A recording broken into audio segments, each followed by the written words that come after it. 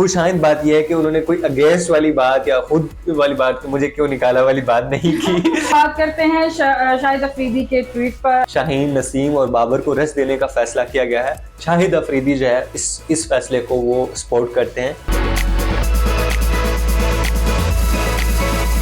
अस्सलाम वालेकुम व्यूअर्स, मैं हूं अतिया और आप देख रहे हैं मेरा यूट्यूब चैनल और फेसबुक पेज स्पोर्ट्स कॉर्नर पाक। आई होप आप लोग सब खैरियत से होंगे। आज के प्रोग्राम का आगाज करते हैं। आज हम बात करते हैं शाहिद अफरीदी के ट्वीट पर, उनके जो रद्द-ए-अमल सामने आया, और शाहीन के ट्वीट पर और फखर जमान के साथ जो पीसीबी ने किया उसके हवाले से हम बात करते हैं कि ऐसा क्या बयानात दे दिए फखर जमान ने कि पीसीबी ने उनको जो है वो नोटिस भी भिजवा दिया है।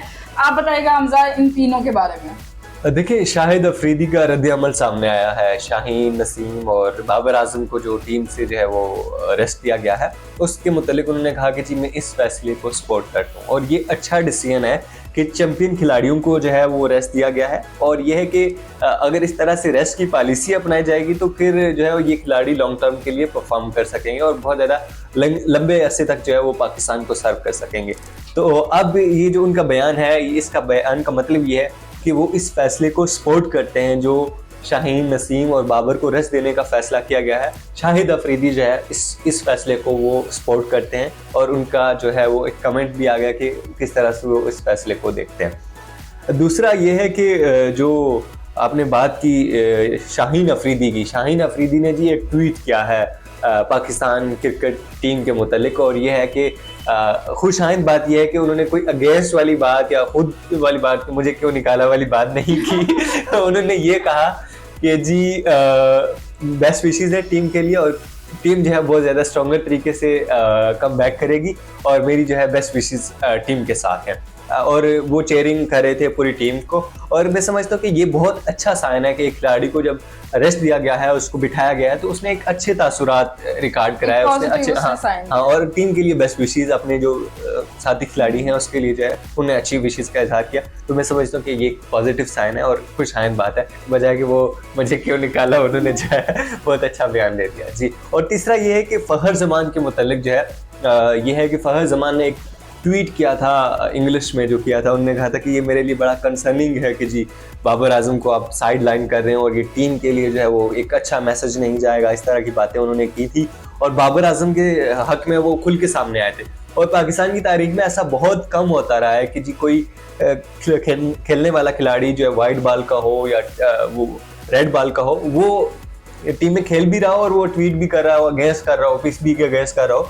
तो उनके खिलाफ जी शो का नोटिस जारी किया है पीसीबी ने, और उन्होंने कहा कि हमें जी जवाब दें कि किस लिए आपने ये जो है वो ट्वीट किया था, आप क्या ऐसे मुहर्रकात थे। तो मैं समझता हूँ कि जो खिलाड़ी खेल रहे होते हैं तो उस तरह की उन्हें चीज़ें जेब नहीं देती, चाहे जो भी जो है वो पीसीबी डिसीजन करे, चाहे वो खिलाड़ियों की फेवर में करे या अगेंस्ट करे, उनको इस तरह से बोलना नहीं चाहिए। वो अपनी एक साख को मुतासर कर रहे होते हैं। सेकेंडली हमजा, मुझे लगता है बाबर एक वाहिद ऐसा पर्सन, एक शाहिद अफरीदी के बारे में ये बात कह सकती हूँ और एक बाबर के बारे में कि इतना सख्त रद्द-ए-अमल पब्लिक का या एक्स-क्रिकेटर्स का या तर्जिया निगार जितने भी हैं, इनका बड़ा जो रिस्पॉन्स है वो सामने आता है जब ये इन पे कोई बात होती है या ये हारते हैं या ये जीतते हैं, कोई अच्छी परफॉर्मेंस देते हैं या ये जब खेल नहीं पाते तो लोगों का बड़ा सख्त रिएक्शन आता है। यहाँ तो बड़े अच्छे वर्ड से उनको अप्रिशिएट किया जाता है या बहुत बुरे वर्ड से इनके, जैसे कि अभी पिछले दिनों हमने डिस्कस किया था कि कुछ एक्स क्रिकेटर्स हैं जिन्होंने कहा कि जी बाबर को तो पहले ही शर्म आ जानी चाहिए थी, इसको तो घर बैठ जाना चाहिए था, पहले कैप्टनसी से इसको वो 10 हो जाना चाहिए था। तो वही ना, ये बहुत जल्दी ये चीजें सामने जो है वो सख्त रिएक्शन के साथ आती हैं। लेकिन अभी जो इन तीनों का बयान सामने आया, इसमें फखर जमान के ऊपर ज्यादा सख्त एक्शन ले लिया गया है, क्योंकि वही बात आ जाती है कि जब किसी के फेवर में बात करें और आप ऑन परफॉर्मेंस हो और इस तरह की बात आपके सामने है तो फिर पीसीबी भी तो आपको जवाब देगा ना।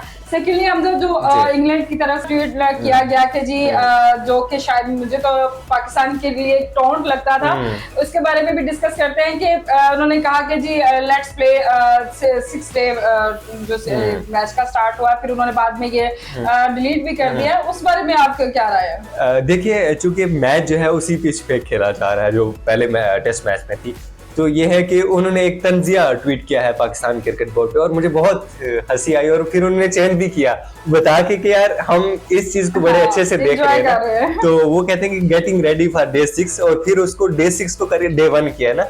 तो वैसे बात तो उनकी ठीक है कि डे 6 के लिए रेडी हो रहे हैं, क्योंकि मैच उसी पिच पे है। तो फिर उन्होंने जो है वो डिलीट करके इस तरह से, वो एक मतलब मजाकिया किस्म का, और उनका ह्यूमर का अंदाजा कर सकते हैं कि किस तरह से वो हैं। और ये है कि उन्होंने इस तरह की ट्वीट की क्योंकि उसी पिच पे जो है मैच खेला जाना था। अभी जो देखते हैं इस मैच के अख्ताम पे पाकिस्तान क्या अपनी परफॉर्मेंस देता है, क्या इतना स्कोर बिल्ड कर पाता है, क्योंकि इसमें 500 रन 400 रन मेरे ख्याल से बिल्कुल भी इस पिच के ऊपर बनाना जो है ना पाकिस्तान के लिए मुश्किल हुआ है, उसी पिच पे जिसमें 823 लास्ट मैच में इंग्लैंड ने बना लिया था।